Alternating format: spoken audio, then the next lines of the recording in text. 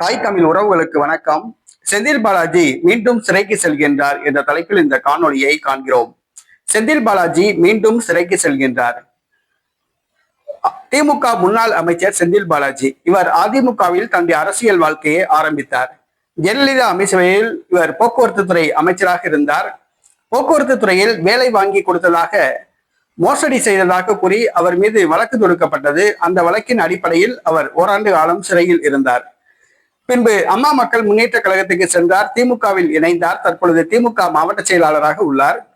திமுக அமைச்சராக பதவி வகித்த பொழுதுதான் அமலாக்கத்துறை நடவடிக்கையால் கைது செய்யப்பட்டு சிறையில் அடைக்கப்பட்டார்.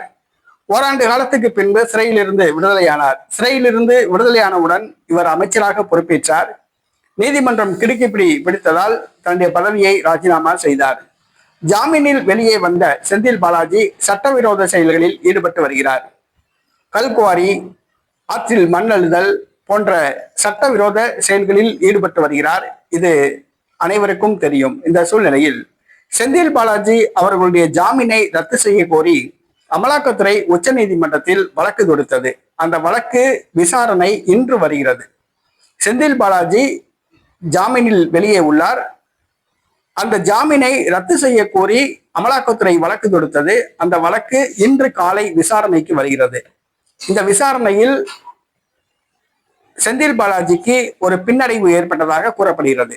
செந்தில் பாலாஜி ஜாமீன் உறுதியாக ரத்து செய்யப்படும் என்று சட்ட வல்லுநர்கள் தெரிவிக்கின்றனர். ஆகவே இன்று தீர்ப்பு வரலாம். அந்த தீர்ப்பு செந்தில் பாலாஜிக்கு எதிராக வரலாம். செந்தில் பாலாஜி ஜாமீன் ரத்து செய்யப்படலாம்.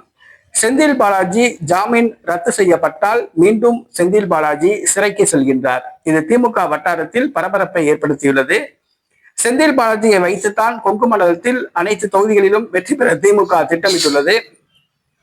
மேலும் தமிழகத்தில் உள்ள அனைத்து தொகுதிகளுக்கும் திமுக வேட்பாளர்களுக்கு பணப்பட்டுவாடா செய்யும் பொறுப்பும் செந்தில் பாலாஜியிடம் தான் ஒப்படைக்கப்பட்டுள்ளது. தேர்தல் நேரத்தில் செந்தில் பாலாஜி மீண்டும் சிறைக்கு சென்றால் அது திமுகவுக்கு மிகப்பெரிய ஒரு பின்னடைவாக கருதப்படும்.